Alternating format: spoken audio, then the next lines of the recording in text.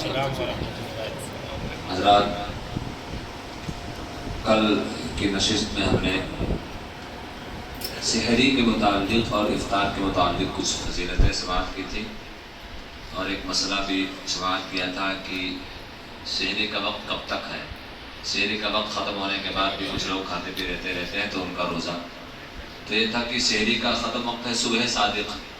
یعنی جو فجر کا وقت شروع ہوتا ہے اس سے 1 منٹ پہلے تک کھایا، اگر وقت شروع ہو گیا اس وقت تو کوئی کھا رہا ہے تو اس کا روزہ جاتا رہے گا، اس پر کفارہ اور روزے کی قضا لازم ہوگی۔ آج 2 اہم مسئلے ہیں۔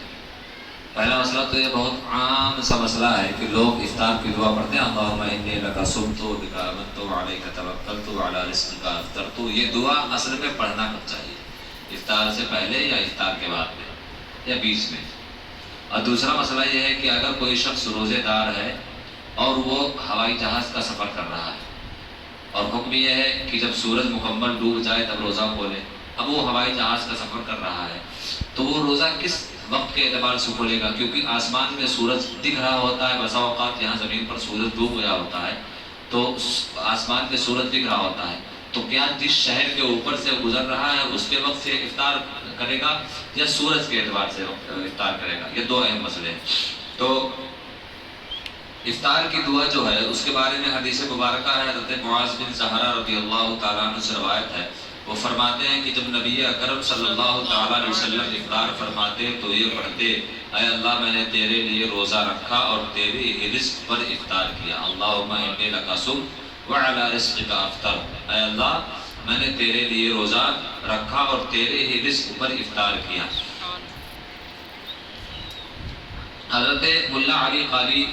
علیہ الرحمہ الباری مرقات شرح مشکات میں اس حدیث پاک کی تشریح کرتے ہوئے فرماتے ہیں کہ حضور نبی اکرم صلی اللہ تعالیٰ علیہ وسلم جب افطار فرماتے، یعنی افطار جب کر لیتے تو کہتے، یعنی دعا فرماتے۔ ابن مالک نے کہا کہ آپ افطار کے بعد یہ کلمات پڑھتے تھے، اللہم انی لک صمت الی آخر جو دعا ہے، یعنی حضور اکرم صلی اللہ تعالیٰ علیہ وسلم پہلے افطار کر لیتے پھر افطار کی دعا پڑھتے تھے۔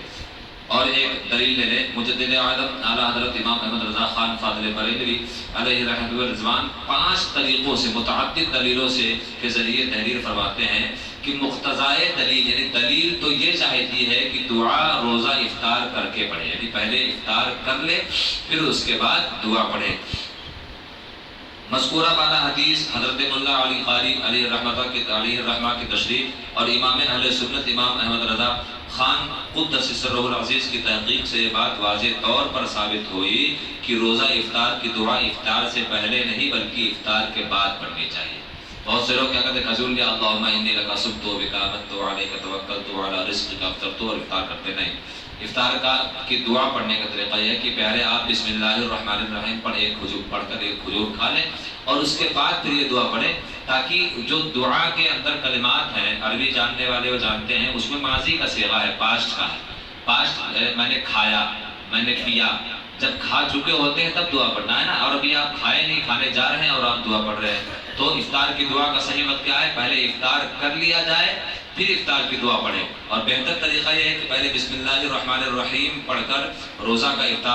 کھولیں، افطار کر لیں، اور اس کے بعد جب افطار ہو جائے یا کم از کم ایک کھجور بسم اللہ پڑھ کر کھا لیں، پھر اس کے بعد اللہم انی لک صمت بک آمنت علیک توکلت علی رزقک افطرت دعا پڑھیں۔ تو آپ کو بات سمجھ میں آ رہی ہے کہ افطار کی دعا کب پڑھنی ہے؟ افطار کرنے کے بعد پہلے بسم اللہ الرحمن الرحیم پڑھ کر ایک کھجور کھا لیں، اس کے بعد یہ دعا پڑھیں گے تو یہ دعا اپنے صحیح جگہ پر ہوگی اور دعا پڑھنا صحیح ہوگا۔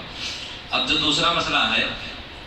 کہ ایک شخص روزہ رکھ کر ہوائی جہاز کا سفر کر رہا ہے تو وہ شخص ہوائی جہاز میں افطار کب کرے گا؟ کیا جس شہر کے برابر جہاز پہنچا ہے اس شہر کے وقت افطار کرنا صحیح ہوگا جبکہ سورج جہاز پر رہنے کی وجہ سے دکھائی دیتا ہے؟ اوپر سورج دکھائی دے رہا ہوتا ہے، نیچے سورج ڈوب چکا ہوتا ہے، تو اس کے بارے میں فرمایا گیا ہوائی جہاز پر سوار جبکہ سورج اوپر دکھائی دے رہا ہو، نیچے سورج، جیسے مثال کے طور پر ابھی 6:51 کا ٹائم ہے، اب اگر کوئی بمبئی سے ہوائی جہاز پر اڑا اور ہوائی جہاز اپنے اوپر جہاں تک اس کی پرواز ہے وہاں پہنچ گئی ہے، یہاں 6:51 پہ سورج ڈوب چکا ہے لیکن اگر اوپر سورج دکھائی دے رہا ہے تو وقت کا اعتبار نہیں کرے گا بلکہ سورج کا اعتبار کرے گا. جب وہاں اسے ہوائی جہاز میں مکمل اس بات کا یقین ہو جائے کہ سورج ڈوب گیا ہے تب افطار کرے گا. سورج اگر دکھ رہا ہے اور اس نے وقت کا اعتبار کرتے ہوئے 6:51 پر ہی روزہ کھول لیا تو اس کا روزہ جاتا رہے گا, کیونکہ روزے کے بارے میں ارشاد ہے وَأَتِمُّوا الصِّيَامَ إِلَى اللَّيْلِ, اور روزے کو رات تک پورا کرو,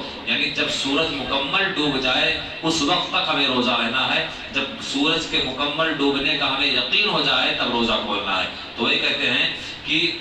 ہوائی جہاز پر سوار جبکہ سورج اوپر دکھائی دے رہا ہے تو اگرچہ شہر کے برابر جہاز پہنچا ہے, وہاں افطار کا وقت ہو گیا ہے, لیکن جب تک اوپر سے بھی سورج کے ڈوبنے کا یقین نہ ہو جائے اس وقت تک افطار کرنا درست نہیں ہے. حضور فقیہ ملت مفتی جلال الدین ابجدی علیہ رحمہ ایک فتوے میں کہتے ہیں کہ سورج کے تمام و کمال ڈوبنے کا تعین ہونے پر افطار کا حکم ہے, یعنی مکمل طور سے سورج جب ڈوب جائے تب افطار کا حکم ہے. اس لیے کہ اللہ تعالیٰ نے سورج ڈوبنے تک روزہ پورے کرنے کا حکم دیا ہے, جیسا کہ اللہ کا ارشاد ہے ثم اتموا الصیام الی اللیل. اسی آیت کے تحت ملا جیون احمد علیہ رحمہ و رضوان فرماتے ہیں یعنی رات آنے تک روزے پورے کرو, رات جب آ جائے تب تک روزہ پورا کرنا ہے. یہ آیت روزے کی حد پوری ہونے پر دلالت کرتی ہے, یعنی کھانے پینے اور وطی سے پورے دن نیت کے ساتھ اپنے آپ کو روکے رکھنا, اس لیے کا کہلاتا ہے روزہ کہلاتا ہے. تو لہٰذا اگر ہم بمبئی کے رہنے والے ہیں اور ہوائی جہاز میں سفر کر رہے ہیں, اگرچہ یہاں پر وقت ہو گیا ہے, ہمیں اتنا معلوم ہے کہ 6:51 ہے, یا ایک اندازہ سمجھ لیا جائے کہ ہمیں ابھی سورج پہنچیں گے تو وہاں 6:40 کا ٹائم ہے, اب 40 کے اعتبار سے نہیں روزہ کھول سکتے ہیں. آسمان میں اگر سورج دکھائی دے رہا ہے تو جب تک ہوائی جہاز میں بیٹھنے والے کو مکمل سورج ڈوبنے کا یقین نہ ہو جائے تب تک وہ روزہ نہیں کھولے گا. تو یہ مسائل تھے روزے کے اعتبار سے اور رمضان کے اعتبار سے. اب انشاءاللہ آگے تراویح کے احکام, تراویح کیا ہے, کیسے پڑھنا چاہیے, کیا کیا اس کی صورتیں ہیں, کتنی رکعتیں ہیں, انشاءاللہ عزیز کل سے اس پہ مکمل گفتگو ہوگی. اللہ تعالیٰ ہمارے علم و عمل میں برکت عطا فرمائے. السلام علیکم ورحمۃ اللہ تعالیٰ وبرکاتہ.